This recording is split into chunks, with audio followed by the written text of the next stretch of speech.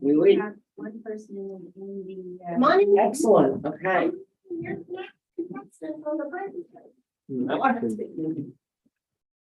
All right. Here we are. Already. Excellent.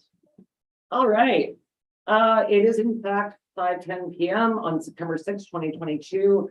I am calling this public meeting to order under section 34 of the Planning Act. We need an approval and adoption of the public meeting minutes from July 12th, 2022, please. Moved by Tim. Any errors or omissions? All in favor? Thank you. Members are to state any pecuniary interest in the general nature thereof before items are discussed. Are there any declarations this evening? I emailed one in earlier. I will be declaring a perceived conflict of interest at the 510 zoning amendment today for the fire in relation to 78 Queen Street on September 6, 2022. I'll most likely be involved with the redevelopment of the property and do want this to impact the decisions of council. Thank you very much, Councilor Patrick. All right. Okay, she's gonna slide over. Okay, that's fine. Perfect. This public meeting is to consider an amendment to the Township of Bonnechere Valley zoning bylaw 2022-042. The subject lands are lots 26 and 27 Queen Street, Block U, and lots 26 and 27 Wellington Street, Block U, in the geographic village of Eganville, located at 78 Queen Street. The purpose of the amendment is to rezone the vacant 0.79 hectare lot to permit 2 3-story apartment buildings with associated on-site parking and landscaped space. The effect of the amendment is to rezone the lands from community facility to residential 2, exception 5, to permit the new residential use of the lands. The residential 2, exception 5 zone will permit 2 apartment buildings on single lot, a minimum 10-meter rear yard depth, and permit parking within the exterior side yards adjacent to Wellington Street and Queen Street. All other provisions of the zoning bylaw shall apply. The public meeting is a requirement of the Planning Act. In accordance with the Planning Act, notice must be given at least 20 days before the public meeting is held. Would the clerk please report on the circulation of notice? Yes, on August 17th, 2022, the notice was circulated to all the property owners within 120 meters of the subject property. It was mailed to the agencies as required under the Planning Act. The notice was also published in the Eganville Leader, and it appeared on the in the August 17th, 2022 edition, and the notice of the meeting was also posted on the township's website. Thank you, Dana. The 20-day notice having been given, I now declare the meeting properly constituted to transact its business. Would the clerk please report on any written comments received? There wasn't any. Do any members of the public wish to speak to the amendment? I see none. Does the owner or agent for the property wish to speak to the amendment? Are there any questions, comments from members of council? I must have done a great job in my mayor's report, telling you guys what's going on there. Just kidding. This therefore completes the public meeting process. Council will give careful consideration to arguments for and or against the zoning amendment requested for this property. The bylaw will be brought forward to the September 20th, 2022 meeting of council for consideration of passing. Should this bylaw be passed, a notice of passing will then be circulated as required under the Planning Act, and there would be an appeal period after the notice of passing was sent out of 20 days. Any person wishing to receive written notice of the adoption of the amendment being considered at this meeting must leave their name and mailing address with the township clerk in writing, or use the chat function if you are attending by Zoom conferencing. And I do understand we have one person.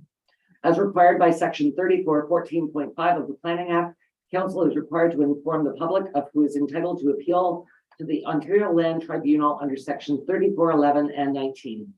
Under section 34:11, if council decides to refuse an application or refuses or neglects to make a decision on an application in 120 days of the municipal clerk receiving the application, the applicant or the Minister of Municipal Affairs and Housing may appeal to the Ontario Land Tribunal by filing an appeal with the clerk of the municipality. Section 34:19, not later than 20 days after the given of notice of passing of the bylaw, the applicant, any person or public body who made oral submissions at the public meeting or made a written submission to council before the bylaw was passed, or to the Minister of Municipal Affairs and Housing may appeal to the Ontario Land Tribunal by filing an appeal with the clerk of the municipality. I now declare this public meeting closed at 5:15 p.m. Thank you.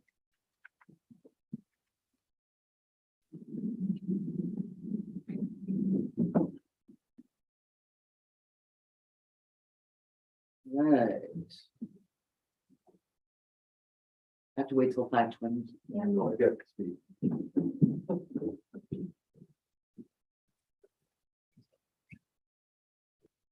That's speed reading at its best. I got you.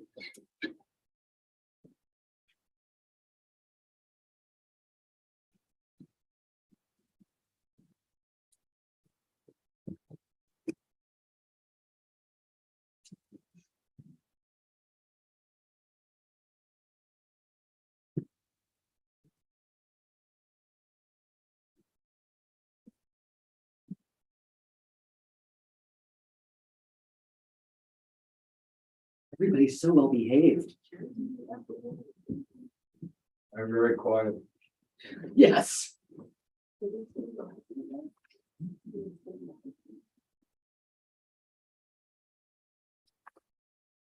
don't have any resolutions. Oh, no, I haven't. Thank you.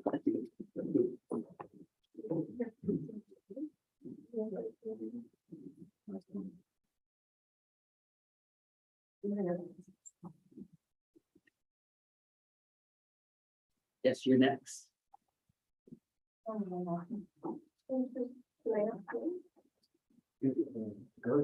Okay. Oh. Thank you.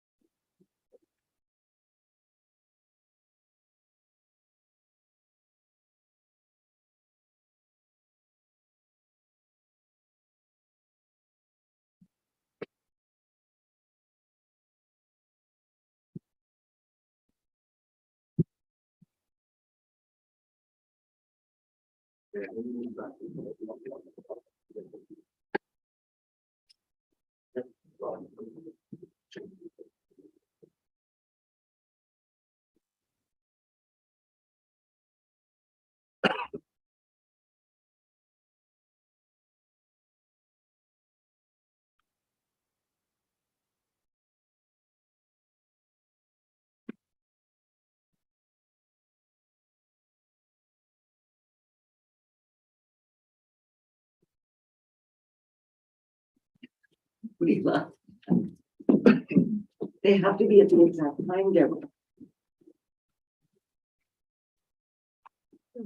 Maybe we should decide on August 19th. And then waiting, if that's okay. Yep.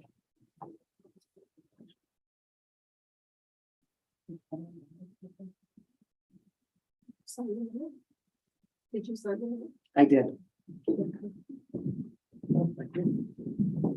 I was gonna, because I gotta give you this as well. Thank you.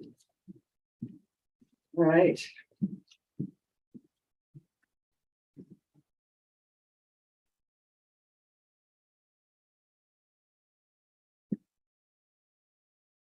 And welcome Garfield and Cheryl Ray. Being 5:20 p.m., this meeting held by council under section 34 of the Planning Act is now called to order. Members are to state any pecuniary interest and the general nature thereof before items are discussed. Are there any declarations? I see none. This public meeting is to consider an application for a minor variance. The applicant wants to increase the volume of a new build from the existing one-story cottage to a two-story single-family dwelling. Property owner is planning to rebuild for a principal four-season residence. To adhere to bylaw 2022-042, section 3.18.3 for non-conforming uses, the applicant needed to obtain a minor variance to conform to section 3.18.3, which states to prevent the repair or replacement in whole or in part, or the strengthening to a safe condition or any building or structure or part of any such building or structure which does not comply with the provisions of this bylaw, provided such alteration or repair does not increase the height, size, or volume or change of use of the such building or structure. This property is located at part lot 15, concession 12 in the geographic township of Sebastopol. Property is located at 981 Lake Clear Road. The public meeting is a requirement of the Planning Act. In accordance with the Planning Act, notice must be given at least 20 days before the public meeting is held. Would the clerk please report on the circulation of notice? On August 9th, 2022, the notice was circulated to all the property owners within 60 meters of the subject land. The notice was posted and the notice for the meeting was also posted on the township's website. The 20-day notice, thank you, Dana. The 20-day notice having been given, I now declare this meeting properly constituted to transact its business. Would the clerk please report on any written comments received? None received. Thank you. Do any members of the public wish to speak to the minor variance? I see none. Does the owner or agent for the property wish to speak to the minor variance? No, we're good. Thank you. Are there any questions, comments from the Committee of Adjustment?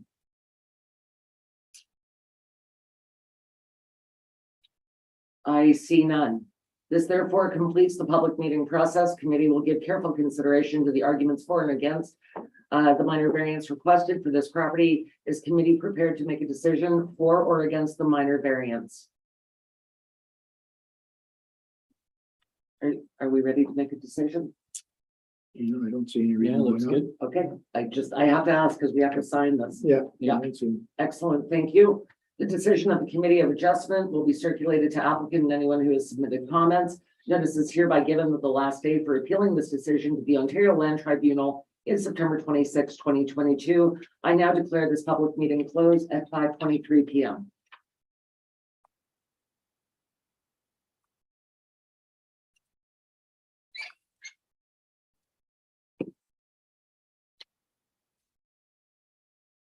Got it right again, Dana. Thank you.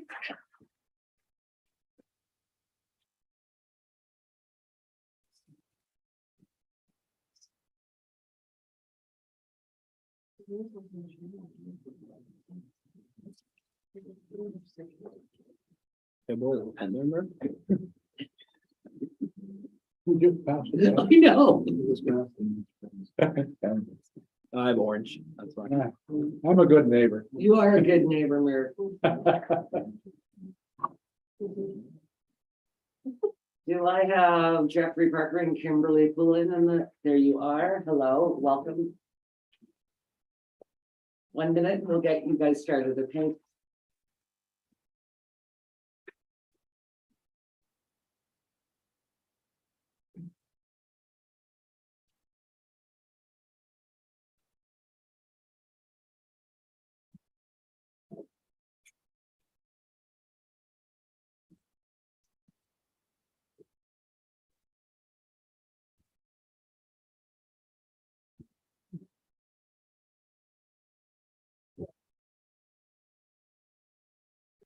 Did it pass that to you? We passed it to whenever it is.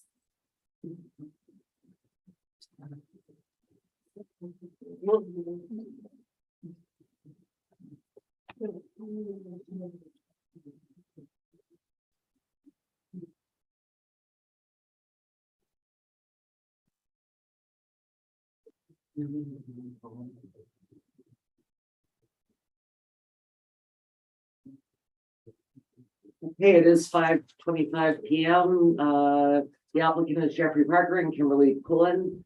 Being 5:25 PM, this meeting held by council under section 34 of the Planning Act is now called to order. Members are to state any pecuniary interest and the general nature thereof before items are discussed. Are there any declarations? I see none.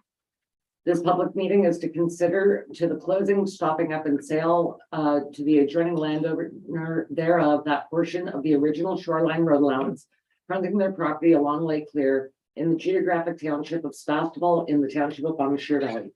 The lands affected are more particularly described as follows.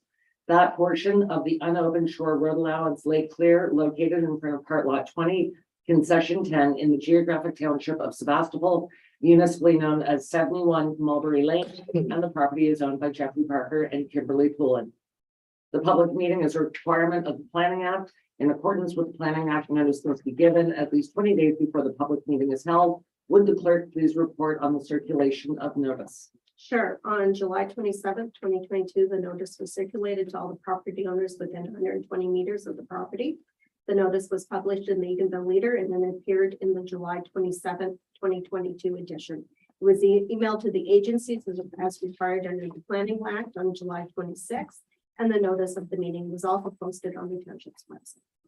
Thank you, Dana. Would the clerk please report on any written comments received? Sure, there was one submission that was included in your package from Barry Goodside, 77 Mulberry Lane. Mr. Goodside has concerns that any alteration that changed the grade of the spillway in the specific area could cause serious damage to his buildings and property by flooding and eroding of land and water into a now sensitive lake. Thank you. Do any members of the public wish to speak to the sale of the shore road allowance? That me? Mr. Goodside? Yeah. Yes, that would be you, sir. I'm the owner of 77 Mulberry Lane, and because I am 4 feet lower than the property adjacency as well as within the 120-foot range, the back of this property has always been a holding wetland for spring waters. For the spring floods and the snow melt off the side of the mountain. If this is changed in any way, shape, and form, what's going to happen is I'm going to get flooded out.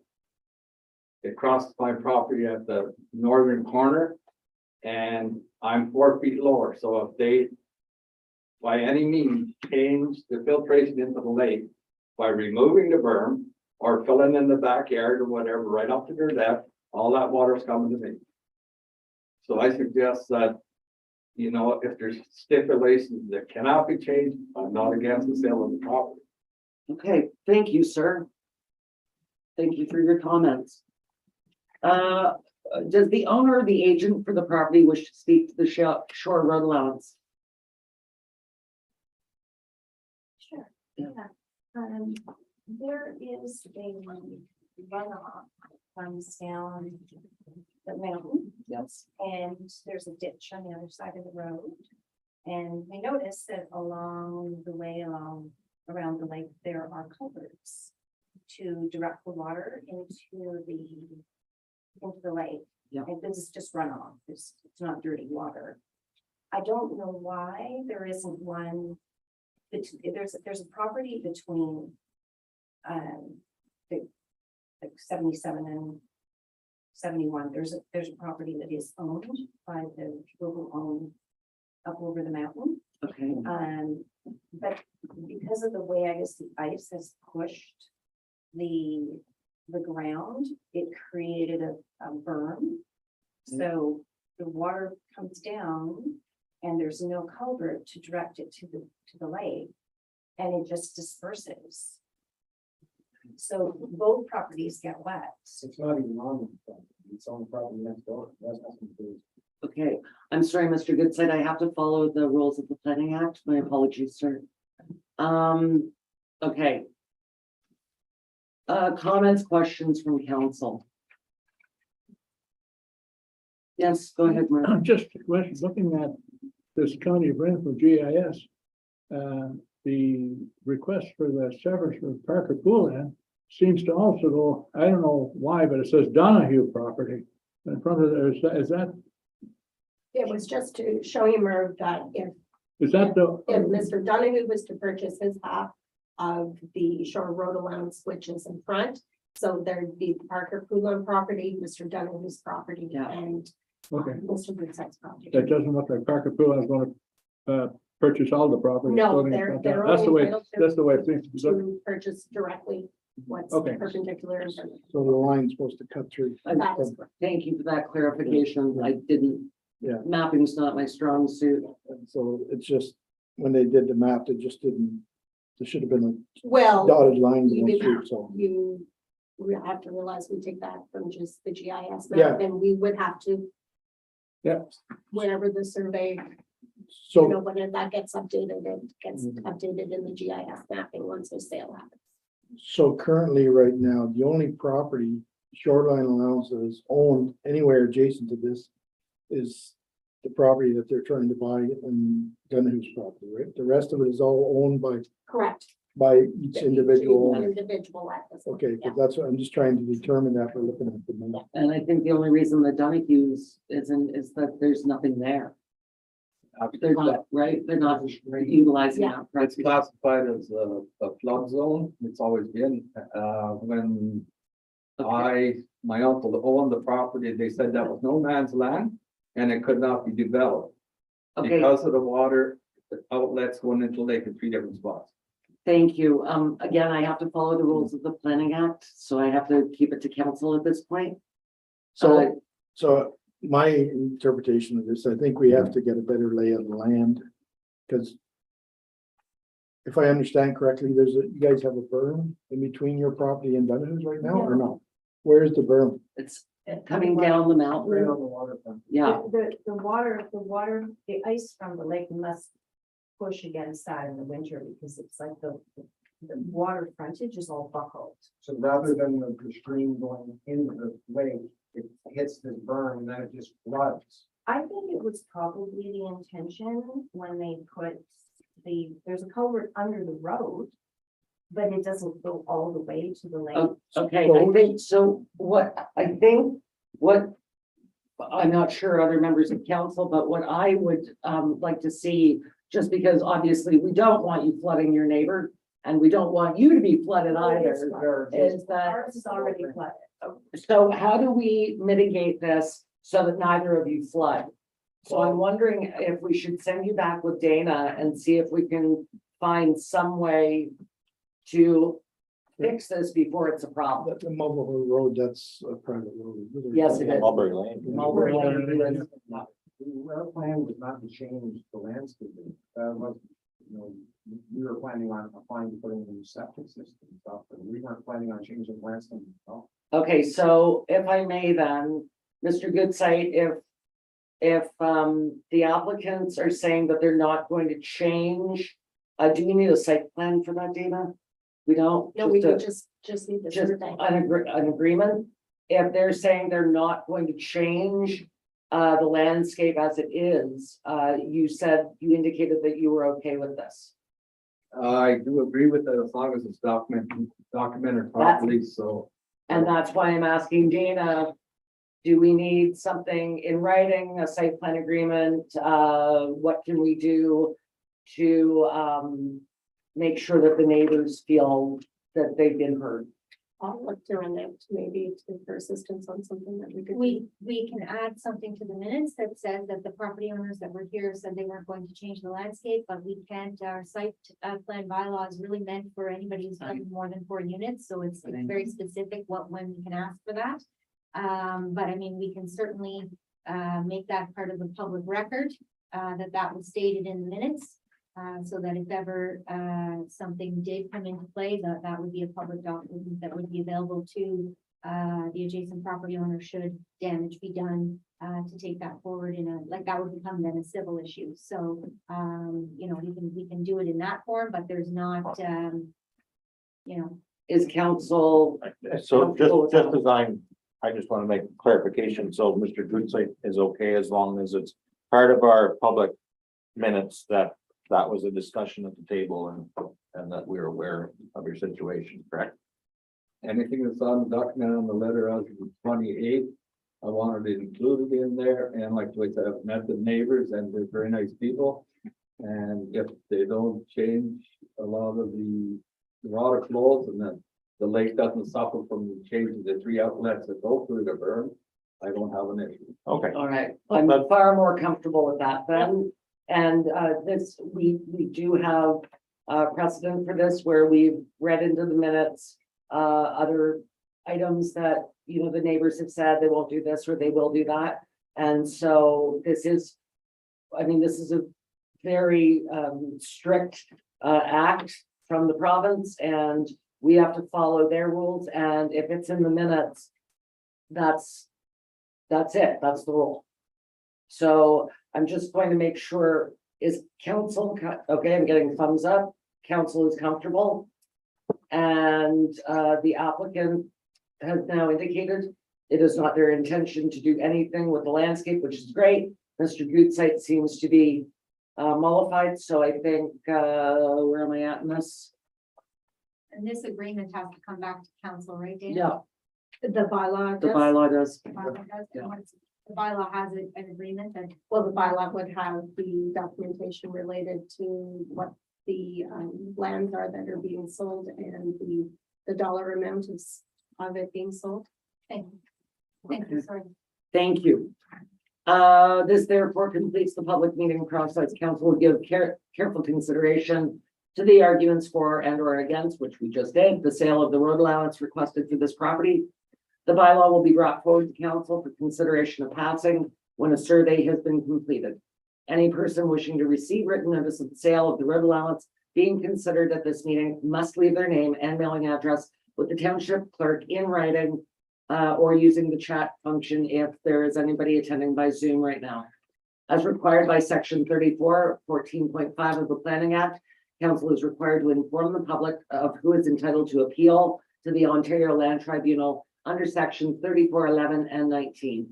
Under section 3411, if council decides to refuse an application or refuses or neglects to make a decision on an application within 120 days of the municipal clerk receiving the application, the applicant or the Minister of Municipal Affairs and Housing may appeal to the Ontario Land Tribunal by filing an appeal with the clerk of the municipality. Section 3419, not later than 20 days after giving notice of passing of the bylaw, the applicant, any person or public body who made oral submissions at the public meeting or made a written submission to council before the bylaw was passed, or the Minister of Municipal Affairs and Housing may appeal to the Ontario Land Tribunal by filing an appeal with the clerk of the municipality. I now declare this public meeting closed at 5:38 p.m. Thank you, everybody. Riveting stuff, eh?